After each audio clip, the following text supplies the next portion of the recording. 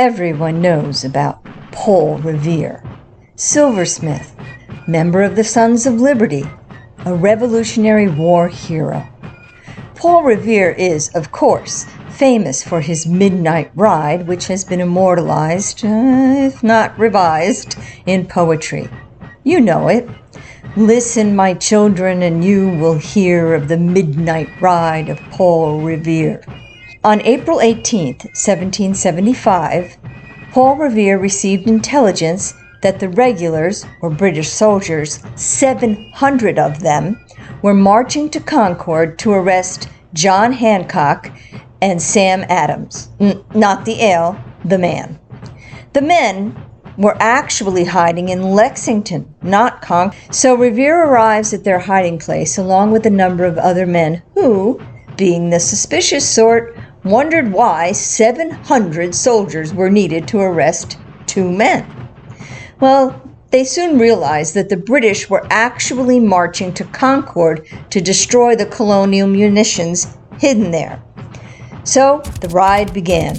Paul Revere, William Dawes, and Dr. Samuel Prescott set out to warn everyone that the British Army was on its way.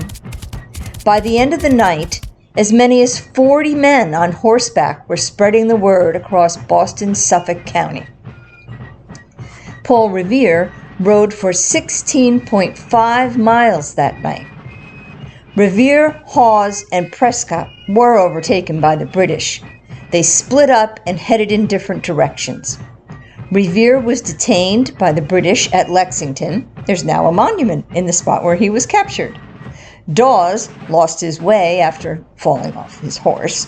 So it was Prescott who was left with the task of alerting Concord's residents.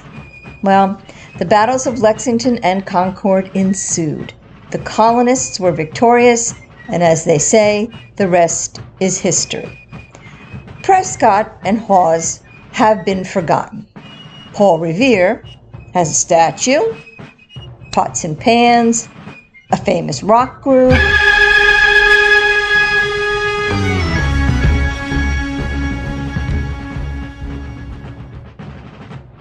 and his house is a museum. But did you know that there was another rider who rode 40 miles on dangerous roadways to aid the colonists?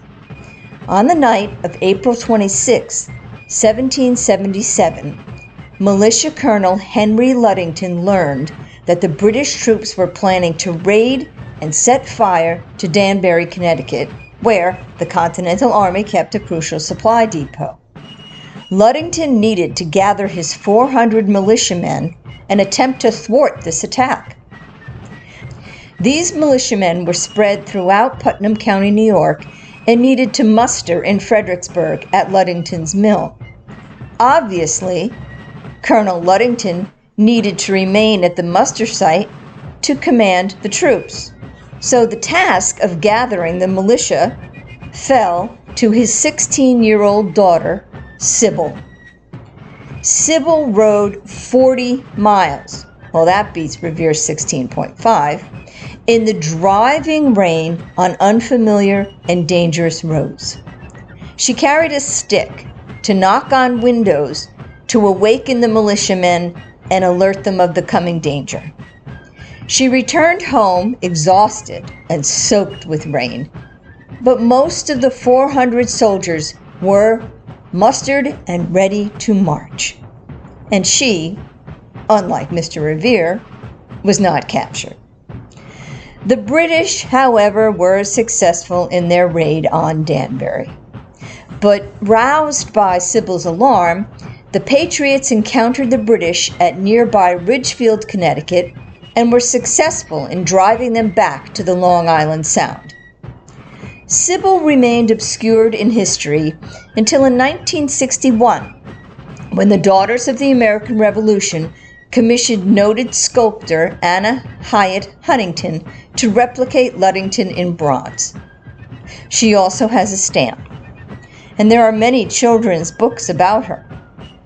Most of all, she has been a role model and the subject of many girls' school projects.